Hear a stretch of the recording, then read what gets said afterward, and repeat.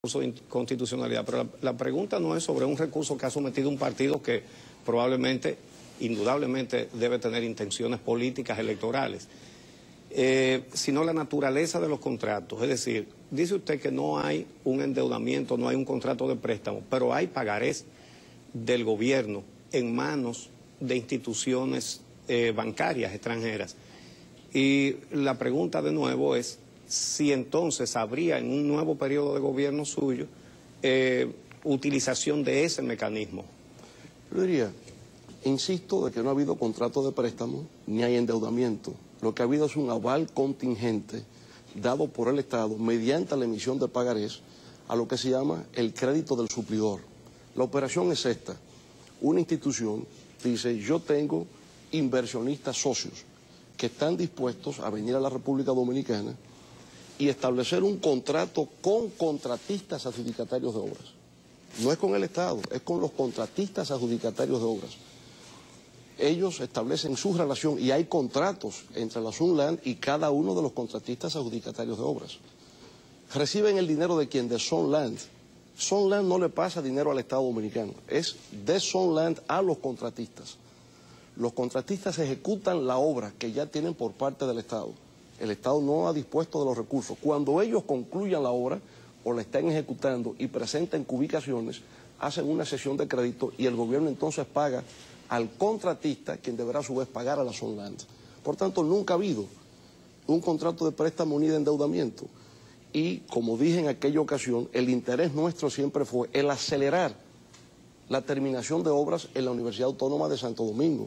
Y todo lo que tenga que ver con el desarrollo nacional, que efectivamente no colida con la ley, que no entre en conflicto con la Constitución de la República, como entendemos que esto no entra en conflicto, estamos dispuestos a hacer en beneficio de la sociedad dominicana. Pero en cuanto al recurso, señor presidente, de inconstitucionalidad, el argumento suyo con relación a la petición de que se entregaran al señor Uchilora los estudios del metro, usted entendía que era también no procedía por esa forma, que tenía que ir a un tribunal contencioso. Sin embargo, la Suprema falló contra esa visión del caso. Bueno, puede ¿No estaría ser, usted expuesto a que ocurriera lo mismo ahora? Puede ser que falle o que no falle. Usted sabe que la Suprema Corte de Justicia varía su jurisprudencia continuamente. En un momento dado puede fallar un caso de una forma y en otro momento fallar la de otra. La jurisprudencia nunca es inmutable, la jurisprudencia es cambiante. Ahora, mi argumento con relación a ese caso ha sido el siguiente. Yo creo que el procedimiento fue mal llevado. La ley de acceso a la información lo que establece es que usted solicita la información a un funcionario. En este caso se le solicitó al director de OPRED. Si el director de OPRED no responde, la ley lo que establece es que eso se lleva ante el funcionario jerárquicamente superior, que en este caso habría sido el secretario administrativo de la presidencia. Si el secretario administrativo de la presidencia no le da satisfacción a la petición de la persona, entonces eso iría al Tribunal de lo Contencioso Administrativo. Al no agotarse el mecanismo de la solicitud al funcionario jerárquicamente superior, sino que se llevó ante el Tribunal de lo Contencioso Administrativo, a mi modo de ver, el tribunal era incompetente. Se le planteó la incompetencia, pero no la cogió, y ese es el derecho. Ahora, sobre ese particular yo también tengo que decir lo siguiente. A mí me parece muy bien, aplaudo, y he sido uno de los partidarios de que en la República Dominicana haya una ley de acceso a la información pública. Me parece formidable. Ahora, esa ley tiene deficiencias, y la primera deficiencia que tiene es que no está acompañada de una ley de clasificación de la información.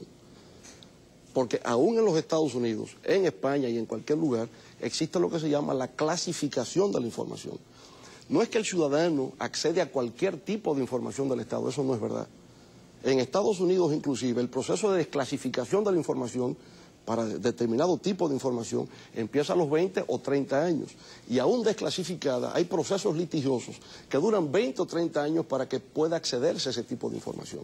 Entonces, a mí lo que me parece es, muy bien, democracia, apertura y acceso, pero al mismo tiempo establecer un criterio y un mecanismo de carácter institucional. Es algo nuevo, estamos en un proceso de aprendizaje, pero no por eso debemos desconocer las lagunas e insuficiencias que tiene este tipo de disposición legal. Presidente, vamos a terminar de esclarecer lo de Sunland, porque resulta que el gobierno anunció la rescisión de ese contrato. Así es. Y lo anunció cuando habían pasado más de 19 meses de su verificación. y no se habían ejecutado las obras. Tengo entendido que fue por eso que eso es lo que dice la rescisión o la pretendida rescisión, porque creo que si se habían vendido los pagarés ya no era rescindible el contrato original, sino modificable. Y realmente los pagarés decían que se cobraban en la Secretaría de Hacienda o Secretaría de Finanzas en ese momento. No hay por lo menos algunos equívocos. Usted no ha encontrado nunca ningún equívoco con ese contrato que usted mismo ordenó rescindir después de muchos meses de debate. Le diría lo siguiente.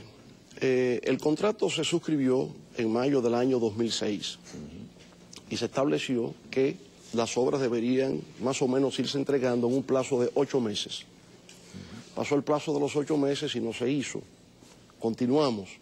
Ahora, como justamente en el gobierno no entendíamos que se trataba de un préstamo, teníamos que prestarle atención también a lo que establece la ley de crédito público.